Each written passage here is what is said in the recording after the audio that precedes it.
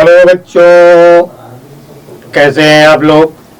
चलिए एंजॉय कर रहे होंगे तो आज फिर हम आपको एंजॉय करवाते हैं और आपके लिए लाए एक बहुत छोटा सा टॉपिक, थर्मामीटर। यानी थर्मामीटर क्या होता है? तो थर्मामीटर हम लोग जानते हैं एक इंस्ट्रूमेंट होता है जो टेम्परेचर मेजर करने के काम आता है। घर में किसी को बुखार आ जाता है तो आप थर्मामीटर का इस्तेमाल करते हो। यानी कहीं भी टेम्परेचर को मेजर करना है तो टेम्परेचर को मेजर करने के लिए जिस इंस्ट्रूमेंट की रिक्वायरमेंट होती है उसे हम लोग कहते हैं थर्मामीटर। अब देखिए थर्मामीटर से मेजर क्या करते हैं? टेम्परेचर। बात आ गई टेम्परेचर। अब यहाँ से दो रास्ते निकल करके आगे, एक तो जा रहा होगा टेम्परेचर की तरफ और दूसरा थर्मामीटर, और उसका मैकेनिज्म क्या होता है। तो चलिए पहले हम लोग बात कर लेते हैं टेम्परेचर की। तो टेम्परेचर क्या होता है? टेम्परेचर के लिए हम लोग कहते हैं डिग्री ऑफ कोल्डनेस और डिग्री ऑफ हॉटनेस। यानी ऐसे भी हम समझ सकते हैं, कोई चीज टच करके देखें थोड़ा हॉट लगती है तो हम कहेंगे इतना ये हॉट है, या कूल लगती है, ठंडी लगती है तो इतनी कूल हो गई। तो ये डिग्री ऑफ कोल्डनेस या डिग्री ऑफ हॉटनेस को हम लोग कहते हैं टेम्परेचर। इसको भी छोड़ो। यानी देखिए टेम्परेचर क्या है? ये प्रॉपर्टी है हीट एनर्जी की। जब भी कोई बॉडी हीट एनर्जी एब्जॉर्ब कर लेती है तो बॉडी का टेम्परेचर बढ़ जाता है। बॉडी अपनी हीट एनर्जी सराउंडिंग को ट्रांसफर कर देती है, बॉडी का टेम्परेचर कम हो जाता है। तो टेम्परेचर क्या हो गया? Property of heat energy. Exactly same आप ऐसे समझ सकते हैं कि अगर किसी को फीवर आ गया तो फीवर क्या हो गया? ये एक बीमारी होगी। लेकिन पता कैसे चला? टेम्परेचर बढ़ गया। तो टेम्परेचर क्या है? Energy of heat energy. Temperature है प्रॉपर्टी ऑफ हीट एनर्जी। अब इस टेम्परेचर को मेजर करेंगे तो मेजर करने के बाद हमें बताना भी होगा कि कितना टेम्परेचर है। तो बताने के लिए हम लोग जिन स्केल का इस्तेमाल करते हैं, फिलहाल वो तो बहुत सारे स्केल होते हैं, जैसे centigrade scale, Fahrenheit scale, Kelvin scale, Reaumur scale, Rankine scale. But आजकल जो फैशन में यानी मोस्टली जो यूज हो रहे हैं या यूज होते हैं हमारे सिलेबस में, वो मात्र 3 है।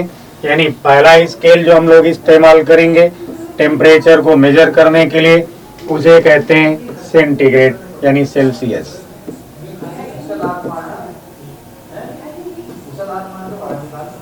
तो सेल्सियस स्केल। दूसरा जो हम लोग इस्तेमाल करते हैं वो होगा फ़ारेनहाइट।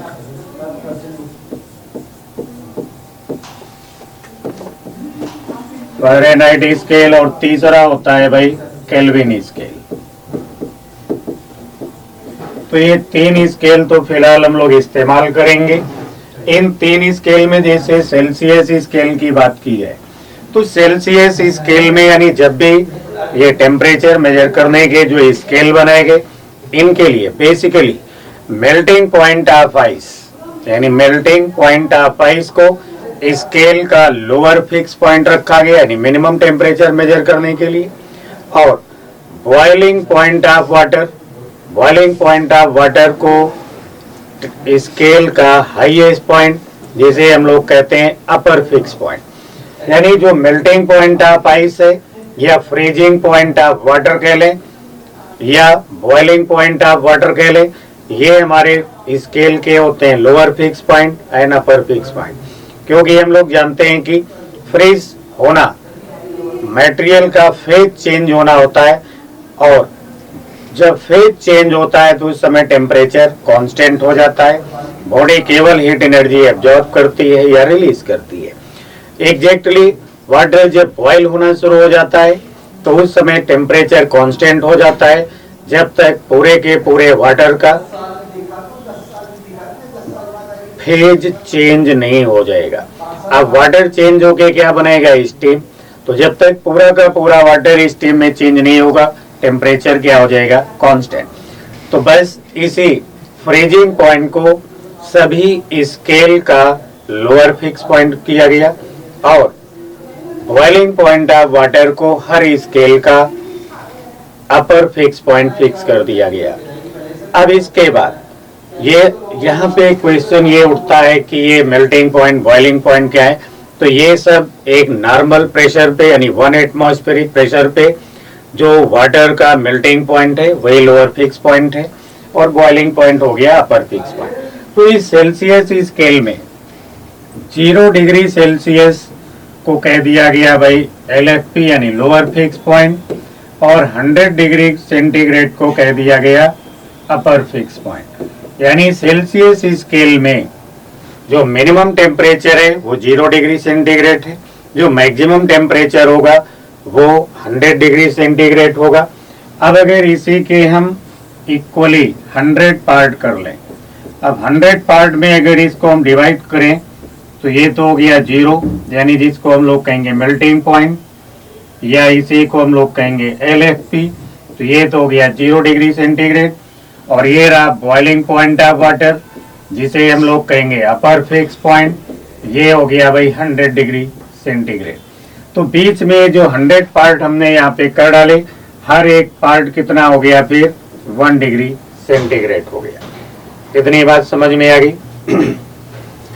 अब इसके बाद अगर हम दूसरे स्केल की बात करें, दूसरा स्केल यानी जो फ़ारेनहाइट स्केल हम लोगों ने लिख रखा है, इस फ़ारेनहाइट स्केल में जो इसका मेल्टिंग पॉइंट होगा वो होता है 32 फ़ारेनहाइट, यानी ये हो गया इसका लोअर फिक्स पॉइंट। और बॉइल करता है जो पानी वो हो गया 212 फ़ारेनहाइट, ये बॉइलिंग पॉइंट हो गया BP, और इसी को कहा जाता है अपर फिक्स पॉइंट। अब बीच में हम इसको 180 पार्ट में अगर डिवाइड कर दें तो एक पार्ट जो है हमारा 1 फ़ारेनहाइट को रिप्रेजेंट करेगा। तो एक पार्ट जो है यहाँ पे इतना सा जो देख रहे हैं ये 1 फ़ारेनहाइट हो गया। समझ गए भाई। ऐसे ही तीसरा स्केल भी हम लोग जो इस्तेमाल करते हैं, वो तीसरा स्केल यहाँ पे होता है केल्विन। केल्विन स्केल की अगर बात किया जाए तो केल्विन स्केल में भी हम लोग यही कुछ करने वाले हैं, यानी इसका जो लोअर फिक्स पॉइंट होगा LFP जिसकी बात करते हैं, लोअर फिक्स पॉइंट, या इसको हम कहेंगे मेल्टिंग पॉइंट, और ये होता है भाई 273.15 केल्विन। और जब इस वाटर के बॉइलिंग पॉइंट की बात करें तो बॉइलिंग पॉइंट या इसका जो अपर फिक्स पॉइंट होगा UFP, इसे हम लोग लिखेंगे 373.15 केल्विन। अब अगर इसके भी हम इक्वली 100 डिवीजन कर लें, 100 डिवीजन, तो यहाँ पर भी एक डिवीजन जो होगा वो रिप्रेजेंट करेगा 1 केल्विन को।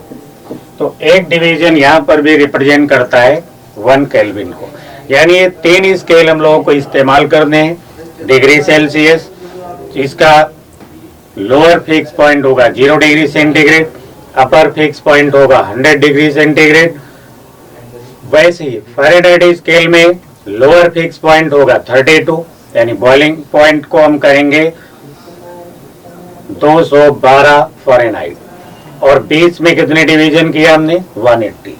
तो ये तो होते हैं स्केल जिन्हें हम लोग इस्तेमाल करेंगे टेम्परेचर को मेजर करने के लिए। अब यहीं पे देखिए, यानी इनमें आपस में क्या रिलेशन होगा इन तीनों ही स्केल में, तो उसके लिए फिर देख लेते हैं। यहीं पे अगर हम यहाँ पे ऐसे बना लें डिग्री सेल्सियस, तो डिग्री सेल्सियस की अगर हम बात करें तो ये हो गया भाई 0 डिग्री, इसका हो गया LFP, और 100 डिग्री इसका हो गया UFP यानी अपर फिक्स पॉइंट। अब इसके 100 डिवीजन हम लोगों ने कर रखे थे, तो यहाँ पे अगर हम स्केल वाइज बात करें तो ये हो गया टेम्परेचर, माइनस में लिखेंगे इसका LFP, अपॉन में हो गया भाई UFP माइनस LFP। समझ गए भाई।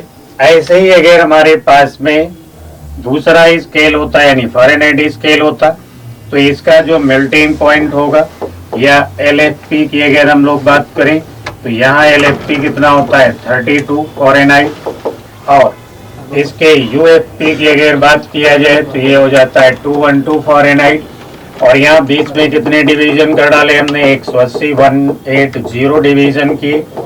एक डिवीजन 1 फ़ारेनहाइट को रिप्रेजेंट करेगा, तो यहाँ पे लिखते तो क्या होता है 1 फ़ारेनहाइट माइनस 32 अपॉन 212 माइनस 32। ऐसे ही अगर हम इस केल्विन स्केल का इस्तेमाल करें, यानी ये केल्विन स्केल हो गया, तो केल्विन स्केल में भाई इसका जो LFP होगा लोअर फिक्स पॉइंट वो होता है 273.15। अपर फिक्स पॉइंट इसका अगर देखा जाए तो अभी अभी हमने बताया 373.15 और यहाँ पे कितने डिवीजन होंगे, पूरे के पूरे 100 डिवीजन होंगे। तो केल्विन स्केल में भी हम लोग यही लिखेंगे, माइनस में LFP, तो LFP upon UFP minus LFP। यानी इस तरीके से ये स्केल जिनसे हम लोग टेम्परेचर का कैलकुलेशन करते हैं बन के तैयार हो गया। अब एक लाइन में इन्हें देखते हैं कैसे अरेंज किया जाए, कैसे कन्वर्ट करते हैं। तो उसके लिए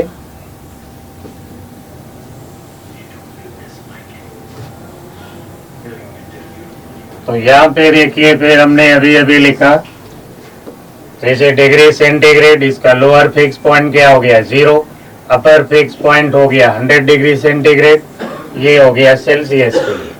फॉरेनहाइट के लिए लिखते तो F minus lower fix point 32, अपर फिक्स पॉइंट 212 माइनस 32, या फिर लिख रहे होते K माइनस 273.15 अपॉन में लिखते 373.15 minus,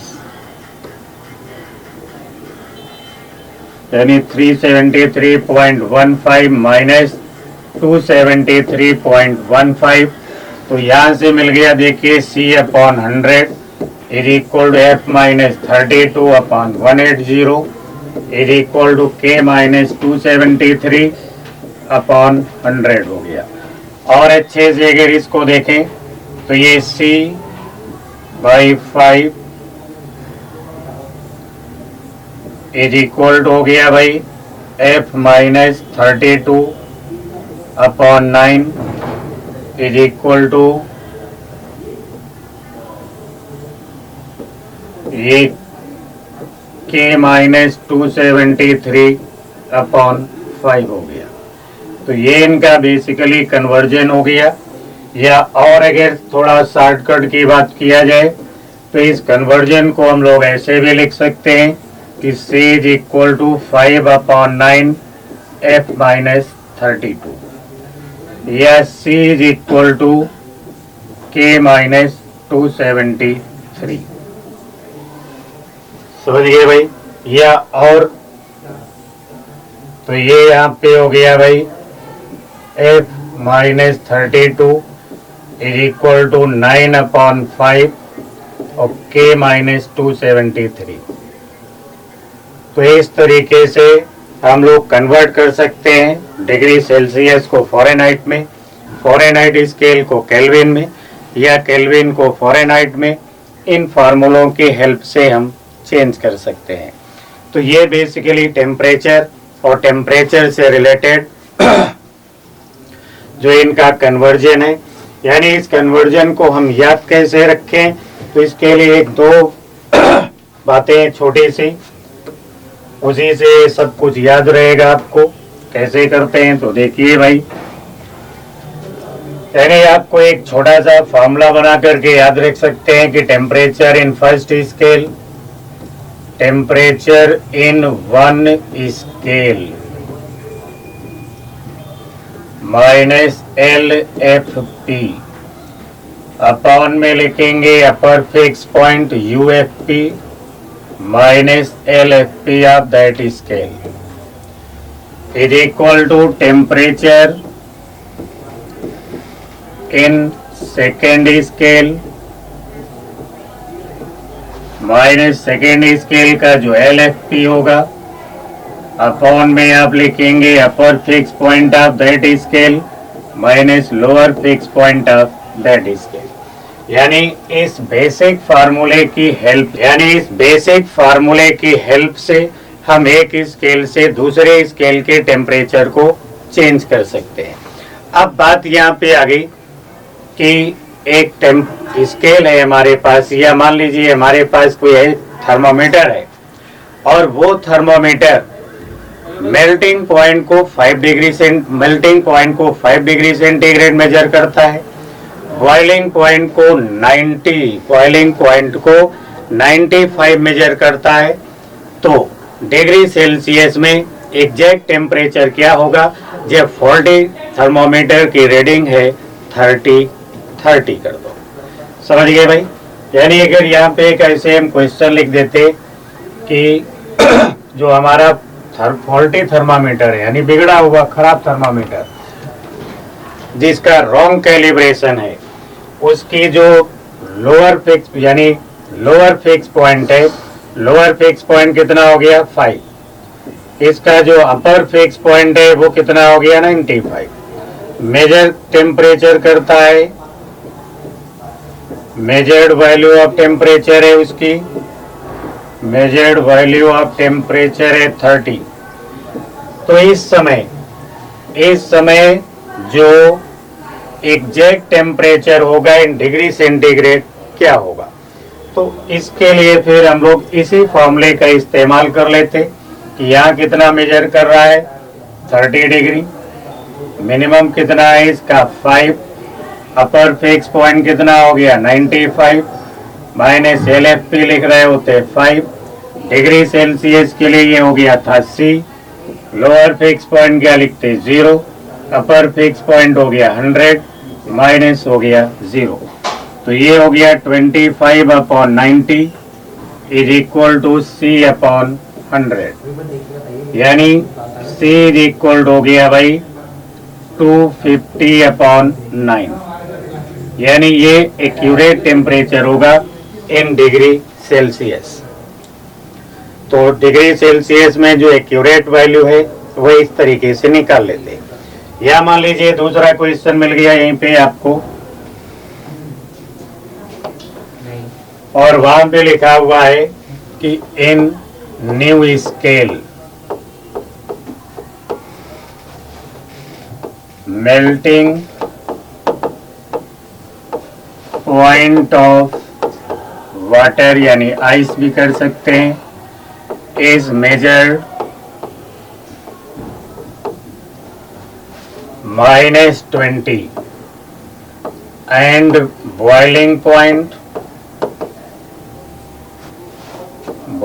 point is measured as 180, then find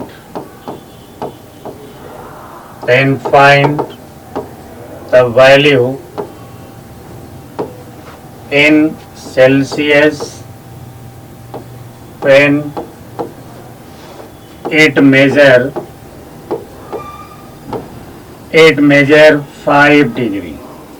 यानी जो हमारे पास में कोई एक नया स्केल है इन तीनों के अलावा, उस नए स्केल में मेल्टिंग पॉइंट कितना हो गया भाई -20, बॉइलिंग पॉइंट कितना मेजर करता है 180। तो जिस समय ये थर्मोमीटर 5 डिग्री मेजर कर रहा होगा उस समय डिग्री सेल्सियस में एग्जैक्ट वैल्यू क्या होगी? तो फिर से हम अपने उसी फॉर्मूले का इस्तेमाल करते जिसे हमने लिखा था। चलिए C-0 यानी temperature in one scale minus lower fix point upon में upper fix point minus lower fix point. अब इस स्केल में अगर हम लिखें तो इस स्केल में कितना मेजर कर रहा है ये 5 -20 अपॉन में लिख रहे होते भाई 180 -20। अब ऐसा जब इसको हम यहाँ पे अरेंज करते तो ये हो गया C/100, यहाँ पे हो गया भाई 25/200। तो डिग्री सेंटीग्रेड में उस समय जो वैल्यू है वो हो गई 12.5 सेल्सियस। यानी इसी फॉर्मूले का इस्तेमाल करके हम इस तरीके के क्वेश्चन को सॉल्व कर सकते हैं, और ऐसे क्वेश्चन नीट के एग्जाम में बहुत ज्यादा आते हैं। खैर, तो ये उम्मीद है कि इतनी बात ये क्लियर हो गई होगी। अब हम लोग लौट के चलते हैं अपने पहला टॉपिक जो था हमारा थर्मोमीटर। अब थर्मोमीटर की अगर बात करें तो थर्मोमीटर क्या होता है? डिवाइस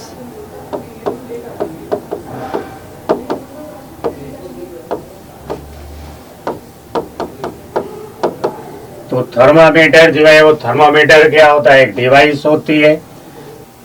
तो यहाँ पे थर्मामीटर, अब थर्मामीटर में ऐसा होता क्या है जिसकी वजह से हम टेम्परेचर को मेजर कर लेते हैं। तो थर्मामीटर तो डिवाइस हो गई, लेकिन उस डिवाइस में कुछ ऐसी चीज होनी चाहिए जिससे हम टेम्परेचर को मेजर कर लें। तो अब थर्मामीटर में एक प्रॉपर्टी होती है जो टेम्परेचर के अकॉर्डिंग लीनियरली चेंज होती है, यानी टेम्परेचर इंक्रीज होगा डिक्रीज होगा तो उस थर्मामीटर की कुछ ना कुछ एक प्रॉपर्टी ऐसी होना चाहिए जो लीनियरली इंक्रीज या डिक्रीज हो। अगर वो प्रॉपर्टी, यानी मान लीजिए आप इस्तेमाल करते हैं मरकरी थर्मामीटर, यानी फीवर के लिए ज्यादातर आप तुरंत मेजर करते हैं, और फीवर मेजर करने के लिए जो थर्मामीटर इस्तेमाल करते हैं वो होता है मरकरी थर्मामीटर। अब मरकरी थर्मामीटर के लिए देखिए, जब आप टेम्परेचर होता है बॉडी का जो मेजर करता है, उस टेम्परेचर की वजह से एक्सपेंशन होता है मरकरी कॉलम की लेंथ में। तो मरकरी कॉलम धीरे धीरे एक्सपेंड होकर के बढ़ता है, उसकी लेंथ चेंज होती है मरकरी कॉलम की लीनियरली। तो ये जो लेंथ चेंज हो रही है मरकरी कॉलम की, थर्मल एक्सपेंशन जो हो रहा है मरकरी में, ये है thermometric property of mercury thermometer. ऐसे ही अगर हमारे पास में है गैस थर्मोमीटर, तो गैस में दो चीजें हैं, टेम्परेचर के बढ़ने से अगर वॉल्यूम कांस्टेंट है तो प्रेशर इंक्रीज करेगा लीनियरली, और अगर प्रेशर को हम कांस्टेंट रखें, टेम्परेचर इंक्रीज या डिक्रीज करें तो गैस का वॉल्यूम वेरी करेगा लीनियरली। तो ये जो लीनियरली चेंज हो रहा है वॉल्यूम या प्रेशर या फिर लेंथ ऑफ मरकरी कॉलम, या कह सकते हैं प्लेटिनम रेजिस्टेंस थर्मोमीटर का रेजिस्टेंस वेरी करता है लीनियरली। तो ये हो गए थर्मोमेट्रिक प्रॉपर्टी ऑफ थर्मोमीटर। तो थर्मोमेट्रिक प्रॉपर्टी हमने यहाँ पे एज्यूम कर लिया, यानी हमने लेट कर लिया कि थर्मोमेट्रिक प्रॉपर्टी क्या है, एक्स। अब ये एक्स जो है थर्मोमेट्रिक प्रॉपर्टी, इसे लीनियर वेरी करना चाहिए अकॉर्डिंग टू टेम्परेचर, यानी T is equal to AX plus B। इस तरीके से इसका लीनियर एक्सपेंशन होना चाहिए। अब अगर ये ऐसे एक्सपेंड कर रही है तो इसके लिए देखिए हमने कह दिया कि x नॉट, ये है मान लीजिए थर्मोमेट्रिक प्रॉपर्टी, ये हो गई thermometric property at 0 degree Celsius. x 100 क्या हो गया, thermometric property at 100 degree Celsius at any temperature T। Thermometric property is denoted as xt। तो xt हो गई ये at any temperature, at any temperature. तो इस समय अगर हम यहाँ पे लिखें इनके लिए इक्वेशन, तो ये होती भाई 0 डिग्री सेल्सियस, यानी यहाँ इस इक्वेशन के अकॉर्डिंग तो 0 डिग्री इज इक्वल टू हो गया था AX नॉट प्लस B। ये इक्वेशन यहाँ पे बनती इस वेरिएशन के अकॉर्डिंग। अब अगर हम कहें कि नहीं 100 डिग्री सेंटीग्रेड पे जो थर्मोमेट्रिक प्रॉपर्टी है उसकी वैल्यू हो चुकी है x 100, तो अब हमारी जो इक्वेशन होती है 100 डिग्री सेंटीग्रेड, तो ये टेम्परेचर हो गया। यहाँ लिख देते हैं भाई AX 100 प्लस B, ये दूसरी इक्वेशन होगी। अब कह रहे हैं कि किसी भी टेम्परेचर पे, इन जनरल टेम्परेचर, ये जो थर्मोमेट्रिक प्रॉपर्टी है वो एक्सपेंड होके कितनी होगी, xt हो गई। अब अगर हम इक्वेशन बनाए इसी बेस पे, तो ये जनरल कोई टेम्परेचर हो गया, ये हो गया भाई xt प्लस हो गया b, ये हमने तीसरी इक्वेशन बना ली। अब यहीं पे हम इक्वेशन नंबर 1 और इक्वेशन नंबर 2 को अगर आपस में माइनस कर लें, तो इक्वेशन नंबर 1 और इक्वेशन नंबर 2 को अगर हम आपस में माइनस करते हैं तो हमने लिखा भाई फ्रॉम इक्वेशन 1 एंड 2, इन दोनों को अगर हम आपस में माइनस कर लें तो इधर क्या मिल जाएगा, 100 is equal to AX 100 minus x naught. और अगर हम फिर से लिखे फ्रॉम इक्वेशन 1 एंड 3, तो यहां से मिल जाएगा T is equal to xt minus x naught into A। ये हो गई भाई नेक्स्ट इक्वेशन जो बन के तैयार हुई। अब अगर इस इक्वेशन को हम कह लेते हैं इक्वेशन नंबर 4 और इसे हम कहते हैं इक्वेशन नंबर 5। इन 4 और 5 इक्वेशन को अगर आपस में हम डिवाइड कर लें तो इन्हें जब हम डिवाइड करेंगे तो डिवाइड करने के बाद हमें मिलेगा t/100 is equal to a xt minus x naught upon में a हो गया x 100 माइनस एक्स नॉट, यानी a भी कैंसिल हो गया। तो टेम्परेचर कैलकुलेट करने का फॉर्मूला हो गया xt minus x naught upon x 100 minus x not into 100। अब यहाँ से जो हमें टेम्परेचर मिलेगा वो होगा इन डिग्री सेंटीग्रेड। तो इस तरीके से हम टेम्परेचर कैलकुलेट कर लेंगे। इतनी बात समझ में आ गई। अब टेम्परेचर मेजर करने का जो जनरल फार्मूला है थर्मोमीटर का वो यही हो गया T is equal xt minus x naught upon x 100 minus x not into 100। चलिए आगे हम लोग इसमें देखते हैं थोड़ा सा। तो आगे यहाँ पे जो है मान लीजिए हमने लिख डाला, ये तो टेम्परेचर का स्केल हो गया। यहाँ पे हमने आपसे कह दिया हमारे पास में जो है वो है gas thermometer.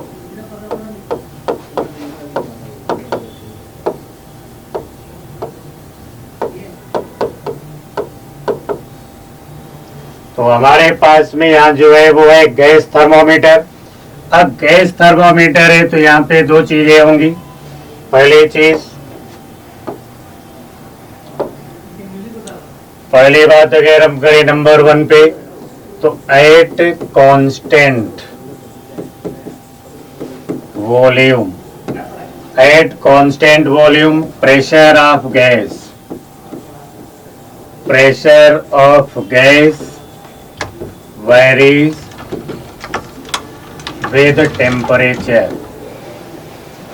varies with temperature. Then pressure is taken as thermometric property. Then pressure is taken as thermometric property. Suppose P not क्या है, कहेंगे pressure at 0 degree centigrade, P 100 हो गया pressure at 100 degree centigrade, and PT ये है pressure at any temperature. समझ गए भाई, यानी जो गैस का प्रेशर है वो P नॉट है 0 डिग्री सेंटीग्रेड पे, P 100 हो गया 100 डिग्री सेंटीग्रेड पे, और किसी जनरल टेम्परेचर पे उसका प्रेशर हमें कितना मिल रहा है PT। तो जिस समय प्रेशर PT है उस समय टेम्परेचर क्या होगा, तो उस टेम्परेचर के लिए फिर हम लोग लिखते हैं यहाँ पे T is equal to PT minus P naught upon P 100 minus P naught into 100। और इस तरीके से हम लोग टेम्परेचर कैलकुलेट कर लेते। इस तरीके से हम लोग टेम्परेचर कैलकुलेट कर लेते कि कितना टेम्परेचर है जब प्रेशर है PT। एग्जैक्टली सेम, बहुत इजी होते हैं ये सब। तो एग्जैक्टली सेम जिस समय हमारे पास में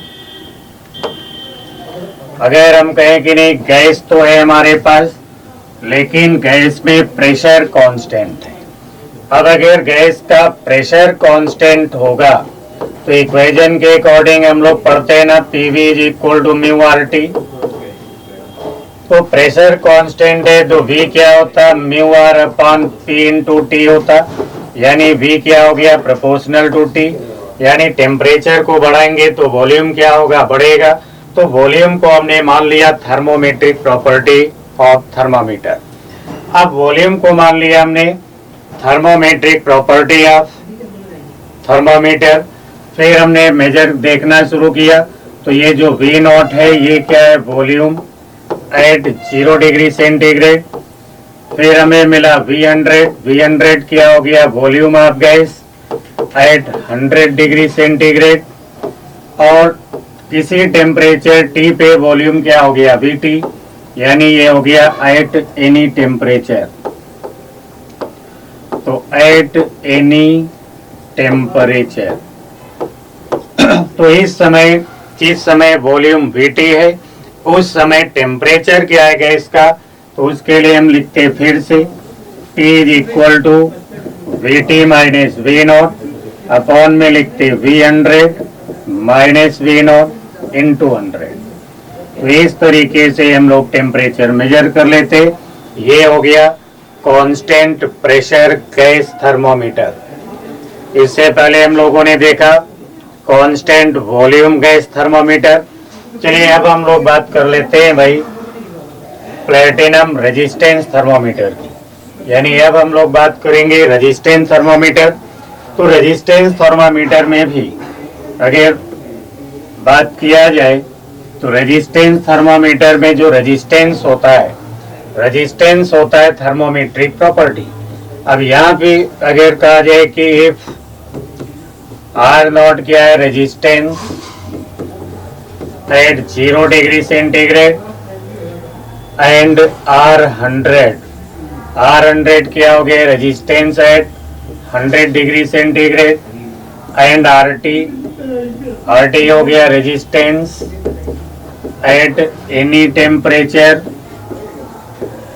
तो यहाँ पर भी टेम्परेचर कैलकुलेट करने के लिए हम लिखेंगे RT minus R0 upon R100 minus R0 into 100, यानी इस फार्मूले से हम लोग टेम्परेचर कैलकुलेट कर लेंगे। समझ गए भाई। इसके अलावा मान लीजिए हमारे पास में मरकरी थर्मोमीटर, तो मरकरी का जो एक्सपेंशन होगा, मरकरी कॉलम की लेंथ बढ़ती है लीनियरली, तो उस लेंथ को अगर हम कहें कि वो थर्मोमीटर की थर्मोमेट्रिक प्रॉपर्टी है, तो उसके लिए यहाँ पे लिख रहे होते कि एफ एल नॉट क्या है, कहेंगे ये है length of mercury column at 0 degree centigrade. तो यहाँ पे L100 क्या हो गया, कहेंगे length of mercury column at 100 degree centigrade. LT क्या हो गया, कहेंगे length of mercury column at any temperature. तो इस समय जिस समय लेंथ LT है उस समय टेम्परेचर क्या है, तो हम यहाँ पे लिखते भाई LT minus L0 upon L100 minus L0 into 100। इस फॉर्मूले का इस्तेमाल करके हम लोग टेम्परेचर कैलकुलेट कर सकते हैं या करते हैं। अब फॉर एग्जाम्पल एक छोटा सा एग्जाम्पल देखते हैं, आपका ज़्यादा समय खराब नहीं करेंगे। तो भाई यहाँ पे हमने कह दिया कि if resistance of wire is 5 ohm at 0 degree centigrade and it becomes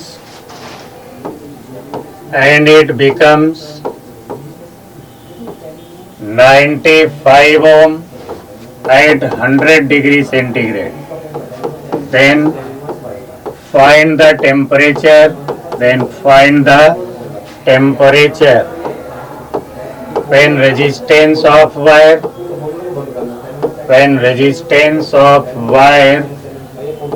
is 85 ohm। समझ गए भाई। तो ये जो RT है यहाँ पे RT कितना हो गया, 85 ओम हो गया। R0 कितना हो गया, 5 ओम हो गया। R100 भी यहाँ में मिल गया। R100 कितना गिवन है भाई, 95। अब फॉर्मूला लिखते हैं यहाँ पे, तो ये T इज इक्वल होता भाई RT minus R0 upon R100 minus R0 into 100। अब इस फॉर्मूले के बेस पे अरेंज करते तो ये हो गया था 85 माइनस 5 अपॉन 95 माइनस 5 इंटू 100, यानी कुल मिला के ये मिल गया भाई 80 अपॉन 90 इंटू 100। तो लिख देते हैं आंसर 800 अपॉन 9 सेंटीग्रेड। तो इस तरीके से टेम्परेचर कैलकुलेट कर लिया। अब जितने भी फॉर्मूले हम लोगों ने पढ़े हैं वो सारे के सारे फॉर्मूले ऐसे ही न्यूमेरिकल की सॉल्विंग में इस्तेमाल होंगे। तो उम्मीद है कि ये बात आपकी समझ में आ गई होगी। तो फिर मिलते हैं अगले दिन एक छोटे से टॉपिक के साथ। टॉपिक तो छोटे होंगे बट इम्पोर्टेंट होंगे, क्योंकि ऐसे टॉपिक को लोग छोड़ देते हैं और छोड़ने के बाद में फिर एग्जाम में पछताते हैं। तो उम्मीद है कि अगर आपने देखा तो आपको पछताने की ज़रूरत नहीं पड़ेगी। इसी के साथ फिर मिलते हैं अगली क्लास में, तब तक के लिए नमस्कार।